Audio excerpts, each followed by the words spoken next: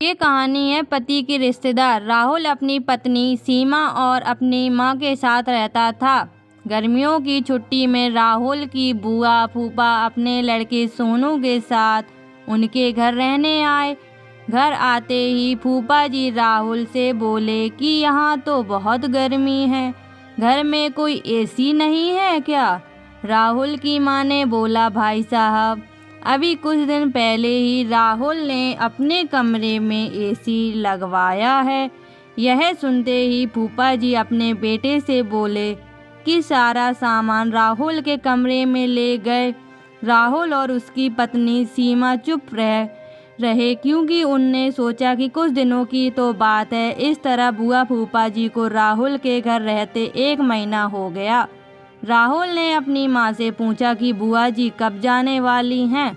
हम कब तक ऐसे ही हॉल में सोकर अपना गुजारा करेंगे? राहुल की माँ बोली, बेटा, रिश्तेदारी का मामला है, हम कुछ कह भी तो नहीं सकते। राहुल की पत्नी सीमा बोली, वह सब तो ठीक है, लेकिन उनका छोटा लड़का सोनू सारा दिन घर में ऊधम करता रहता है। कल तो उसने हमारा नया सोफा बुरी तरह फाड़ डाला। राहुल इस बात पर बहुत गुस्सा हुआ कि नया सोफा फाड़ दिया। वह अपनी पत्नी से बोला, तुम सोनू को ऐसा करने से रोकती क्यों नहीं? सीमा बोली, जब से बुआ फूफा जी आए हैं कुछ खाने की डिमांड करते हैं, जिससे मेरा और माँ जी का सारा दिन रसोई में ही बीत जाता है। राहुल ने कहा कि मैं अभी जाकर फूफा जी से पूछता हूँ कि वह आखिर कब जाएंगे। राहुल ने बातों बातों में फूफा जी से कहा कि 1 महीना हो गया, आपके जॉब की छुट्टियां तो ख़त्म हो गई होंगी ना?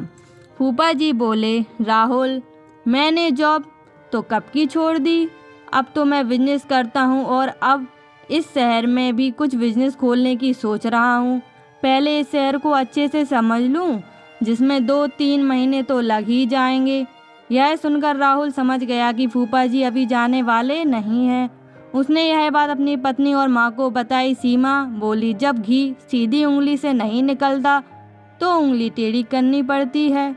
इनके साथ भी कुछ ऐसा ही करना होगा। आप यह काम अब मुझ पर छोड़ दीजिए। उसी रात बुआ और फूफा जी छत पर थे, तभी उनका लड़का सोनू चिल्लाता हुआ उनके पास आया। बोला कि मैंने अभी एक चुड़ैल देखा। तभी एक चुड़ैल वहां आ गई और बुआ और फूफा जी को बोली कि तुम में से कौन पहले मेरा भोजन बनेगा। चुड़ैल को देखकर भाई बहुत डर गए और उससे घर से भाग गए। उनके जाने के बाद सीमा ने अपना चुड़ैल का मुखौटा उतारा। बुआ के परिवार जाने के बाद सबने चैन की सांस ली। सीमा की सास ने सीमा से कहा कि तू तो बड़ी अच्छी चुड़ैल बनती है। यह कहकर सब हंसने लगे। सीख, इस कहानी से हमें शिक्षा मिलती है कि हमें किसी रिश्ते का गलत फ़ायदा नहीं उठाना चाहिए। जिस बुआ के परिवार ने अपनी रिश्तेदारी का गलत फ़ायदा उठाया